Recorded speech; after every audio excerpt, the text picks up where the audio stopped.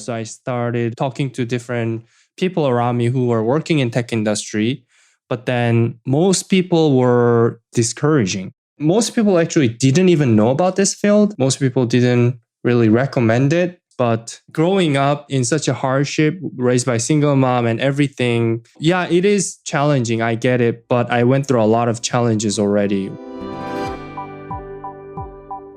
From the Understood Podcast Network, this is How'd You Get That Job? A podcast that explores the unique and often unexpected career paths of people with learning and thinking differences. My name is Eleni Matteo and I'm a user researcher here at Understood. That means I spend a lot of time thinking about how we find jobs we love that reflect how we learn and who we are. I'll be your host. If you have a learning or thinking difference or a disability, you might have heard of the word accessibility. This means making things as usable as possible by as many people as possible.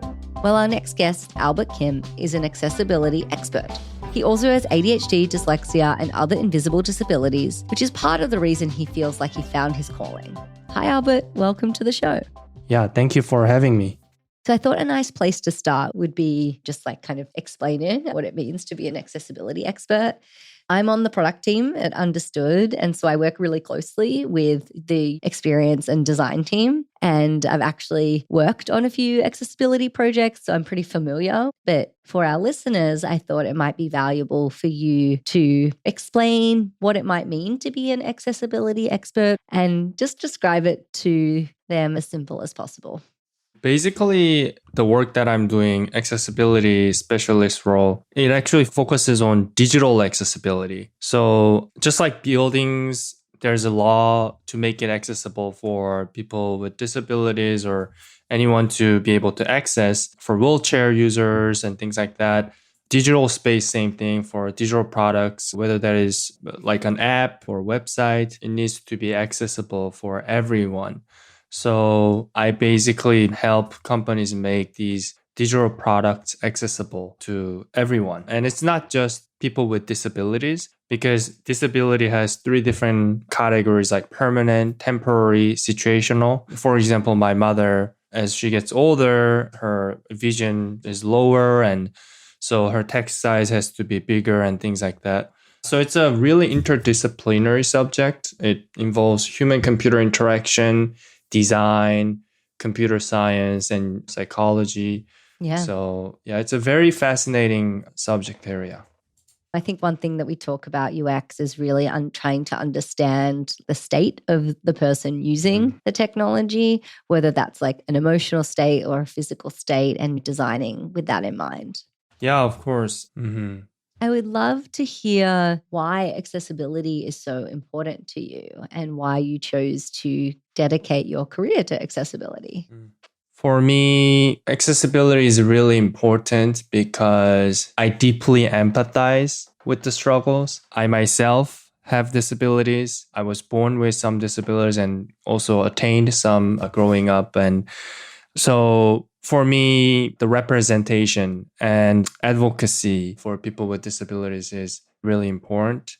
Growing up, I was born in a South Korean family, and South Korea has a lot of stigma towards disability, especially invisible disabilities like mental health and things like that. And my parents have never gone to any school. They never got any formal education. So for me, growing up, I've never really sought out for any medical help or any diagnosis for my disabilities. And even when I became adult and tried to seek for medical help by myself, my parents were against it because they just simply didn't want their child having a diagnosis of a certain disability and things like that. So having gone through such a struggle, even within my family, in my environment, in my society, wanting to be accepted as who I am, I deeply empathize with such struggle for anyone, honestly, not just people with disabilities.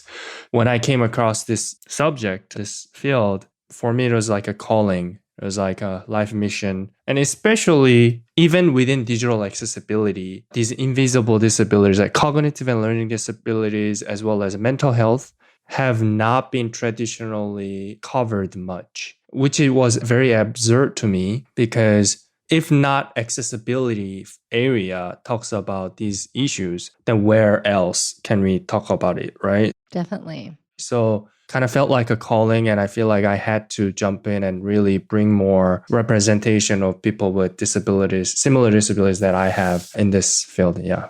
That's definitely something that I've heard in my research too. When we talk more broadly about diversity and inclusion, often disability is left out. And then even within the disability spaces, invisible disabilities are left out of that conversation too. So there's like a number of layers. And as you said, learning disabilities in particular are often, not considered. I would love to hear some examples of where you've noticed perhaps digital platforms not being as accessible as they could be for learning disabilities, and like a common mistake or gap that you see on these platforms. I think one of the challenges I have is the reading comprehension difficulty due to my dyslexia. And because of that, I use screen readers a lot. And a lot of websites, actually majority of websites, are inaccessible. And one of the most common thing is these screen readers are assistive technology that requires specific technical compatibility. But many websites are not designed and developed with these assistive technologies in mind. So, for example, if I'm trying to use a screen reader to read the content, sometimes it might skip. Like there is no, for example, alt text for images, or there is no coherent orders, and it's just really not the pleasant experience. Yeah. So those are one of the biggest challenges. And also in terms of from the mental health aspect, a lot of contents that might trigger mental health traumas, there is no trigger warning, or the contents might be just dangerous subjects, right? Dangerous things. And being able to write contents in plain language rather than overcomplicating things. And a lot of it is design content. Those are the biggest parts that I find a lot of issues. And I know you mentioned that you didn't necessarily see some of your diagnoses considered. So I thought it might be helpful for the audience if you feel comfortable to share the learning differences that you have. Yeah, thank you for asking, because I know there's a lot of stigma towards disabilities, and I know many times people tend not to disclose, and I was advised not to disclose if I don't feel comfortable to. But I try to disclose as much information as possible because I want to break that stigma a lot. And I have cognitive and learning disabilities such as ADHD, dyslexia, OCD. I also have anxiety and depression, as well as PTSD. So it's quite a lot, but these are the diagnosis that I got and been on medication for them. And I'm really fortunate to be able to find a good medical team who was able to help me out in this journey. Yeah, I'm happy to hear that for you too. And thank you for being vulnerable and sharing all of those diagnoses. It is really important sometimes to be more open, because that's setting an example for other people that might feel a little bit more shame, and it really reduces stigma around just talking about it. So you mentioned that when you discovered the accessibility space, you felt like it was truly your calling. I want to hear more about how you discovered it, set you on that path. Actually, to share that story, I do need to share a little bit about my background because I think it's all connected. I was born in a family with domestic violence. So my mother, my sister, and I all escaped from my father. So I was mostly raised by a single mom. I'm a first generation college student, and we couldn't afford the cost. So I had to take a pause in my college. And at that point, I was trying to find out what can I do in terms of my career. And while I was going to college, I actually tried 3 different startups. I thought business success would be my fastest route to become financially independent and free so that I can support my family. So I try different startups. And then I went to South Korean military because of the compulsory military service. And in the military, I served as a telecommunications specialist. And that was like the first time I kind of interacted with these more of computer and technical things. Mhm. And then after I came out, I was doing more of a digital consultant work. But then because of my startup experience previously, I got recruited by my friend when I was brought in as a business development manager. And while I was working for this tech startup, I realized, oh, like in order for me to really get into this field, I do really need to understand more about computer science and coding and web development. So I started doing a UCLA extension certificate in web development, applications programming. And while I was studying that subject, I came across digital accessibility. At first, I was very fascinated by the subject because I never ever imagined there's an existing field for this specific digital accessibility. And when I came across, I felt like this is super cool. To me, it was kind of like looking at robots or AI. So I automatically got drawn to it and I started looking up, oh, so what are the digital accessibility guidelines for people with invisible disabilities or people like me? And I couldn't really find much resources. Oh, that's strange. Maybe I did a poor research. So I started reaching out to different people on LinkedIn and also attending different events and conferences to see maybe if I attend these professional events, I'll be able to hear more about that subject, but I still couldn't find much information. And then I realized, oh, wow. So most of the digital accessibility conversations were focused on physical disabilities, blind, deaf, and motor. But invisible disabilities have not been covered much. So that's when I felt like, oh, it's my calling and I need to really get into this field and try to bring more representation. Yeah, and that's something that we also hear a lot where people identify like an opportunity or a gap.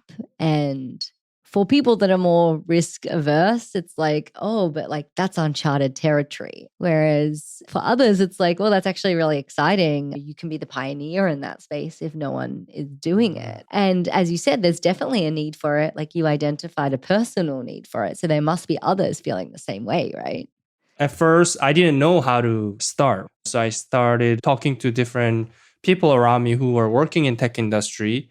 But then most people were giving me advice that was discouraging. Then most people actually didn't even know about this field existing. And second, most people didn't really recommend it. Like it's an unclear career path, and the companies that have accessibility teams are only the large companies. So I heard a lot of discouragement, but growing up in such a hardship, raised by a single mom and everything, yeah, it is challenging. I get it, but I went through a lot of challenges already, but I've still overcame. So why not try? And what an interesting life, because after I got into this field, shortly after, the demand has soared extremely a lot. So compared to 2 years ago, there was an article talking about the job increase in this field was 70% in 1 year. And because of the COVID and how the digital transformation is occurring, and a lot of government services and public services are also transitioning to digital, there's this soaring demand for making websites and apps accessible for everyone so that public services are available for everyone. So now the people who were discouraging me before are now coming to me and Congratulating saying, you. yeah, congratulating me and also asking for help. They want to learn more about it. Yeah. And I think that takes a lot of courage to block out societal pressure and other people's opinions and just really look inward in terms of what you want and being guided by that. And I think that neurodiverse people are actually very strong at that because we've overcome that kind of stigma, always Definitely. resisting. Yeah, we talk about that a lot. You know, if you already feel othered in whatever way, then it's actually a lot easier to go against the status quo and go against the grain because you already are. And I think it's really important to point out some of the strengths and positivity around neurodiversity. Yeah, thank you. I really hope that more and more neurodiverse people pursue this field because there's a huge demand for neurodiversity representation in this field. And it's a really, really fascinating subject that I think a lot of people will find very meaningful because you get all the benefits of working in the tech industry, like flexible location, and most companies are nowadays remote and flexible hours, but at the same time, you do work that actually benefits people with disabilities and humanity. So it just gives me a lot of life fulfillment and meaning in my work and everything. Oh, that's so beautiful to hear. You mentioned flexibility in the tech industry and how perhaps working in tech could be a little bit more inclusive or more accessible. Do you want to talk a little bit more about that and why that's important to you? If I were to work at a traditional company where the business practice and work environment is very traditional, it'll be very challenging because of my disability. Sometimes I need to have flexible work hours. Also, being able to work remotely at my home where I feel comfortable gives me a lot of room for accommodating my disabilities. And another thing is, I feel like the tech industry, the culture, and the community itself is very supportive. It's all about like supporting each other, open source projects, and we all trying to help each other. So that is a huge plus for people like me who is a foreigner in a foreign country without a college degree, and then being a first generation college student with a lack of guidance. It means so much to have that kind of support, especially digital accessibility community, because a lot of people in digital accessibility resonate and empathize with people with disabilities. And actually having disability is a huge, huge strength because you have a deep insight and understanding of users with disabilities. And that is very precious and highly appreciated skill and experience in this field. So I think that was one of the biggest part was the people in this field were just very welcoming, loving, and supportive. And that is really hard to find in other fields, I feel like. And you also mentioned not finishing college and some of the challenges that you had from a financial perspective. But I would love to hear perhaps some other challenges that might have been related to like your learning and thinking differences or your other mental health challenges. A lot of challenges are so subtle and embedded in my life that I don't even know it exists.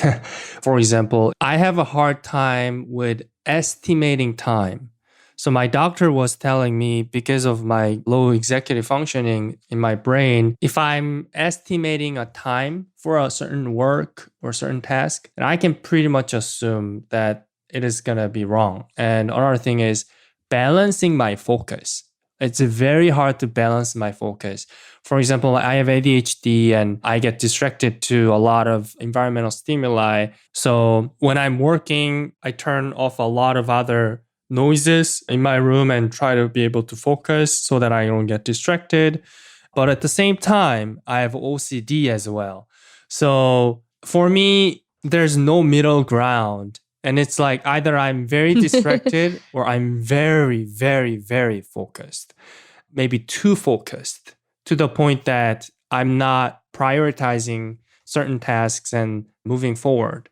It's kind of like a bicycle when you're riding a bicycle on a downhill. It's hard to stop for me. It's very hard to stop when I'm going down already into the path of ADHD. So learning coping mechanism to help me balance that has been very challenging. Also, another thing is because of my anxiety, new environment where it's my first time experience. For example, let's say that I'm trying to go to medical school. I've never been to medical school before. Then there's lots of new information out there that I don't know. To me, that is a huge uncertainty and that overwhelms me a lot.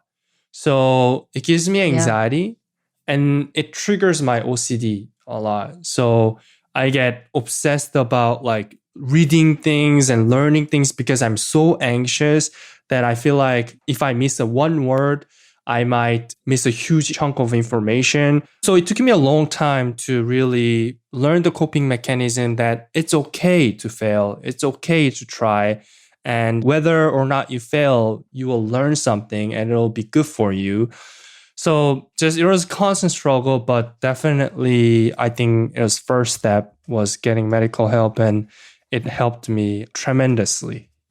That was super interesting to hear how your different diagnoses interact and how they show up for you and how one can actually then trigger the other. And since you started talking about advice, I thought that would be a really good segue to ask you about other advice you have for young people with thinking and learning differences, particularly those that might be interested in getting into the accessibility space.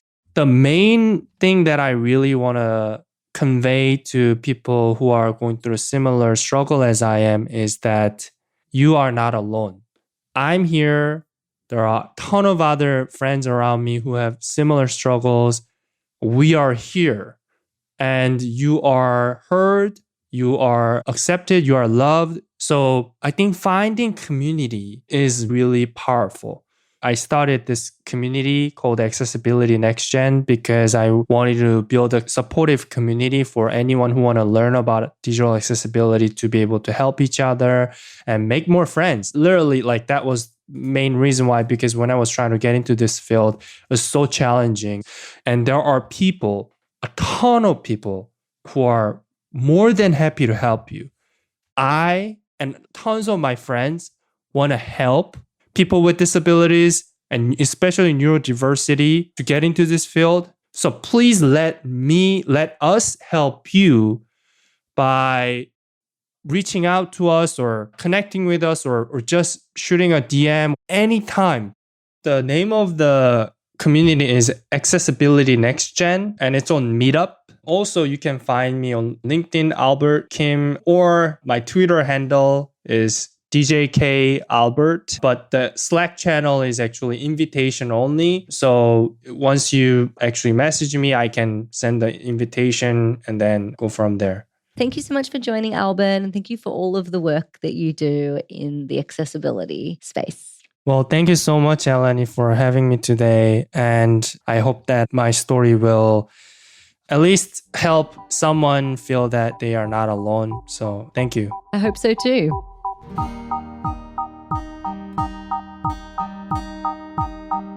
This has been How'd You Get That Job, a part of the Understood Podcast Network. You can listen and subscribe to How'd You Get That Job on Apple, Spotify, or wherever you get your podcasts. And if you like what you heard today, tell someone about it. How'd You Get That Job is for you, so we want to make sure you're getting what you need. Go to u.org/thatjob to share your thoughts and to find resources from every episode. That's the letter U as in understood.org/thatjob. Do you have a learning difference and a job you're passionate about? Email us at thatjob@understood.org if you'd like to tell us how you got that job. We'd love to hear from you. As a nonprofit and social impact organization, Understood relies on the help of listeners like you to create podcasts like this one to reach and support more people in more places. We have an ambitious mission to shape the world for difference, and we welcome you to join us in achieving our goals. Learn more at understood.org/mission. How'd You Get That Job was created by Andrew Lee and is produced by Gretchen Diestra and Justin D. Wright, who also wrote our theme song. Laura Key is our editorial director at Understood. Scott Cashier is our creative director. Seth Melnick and Brianna Berry are our production directors. Thanks again for listening.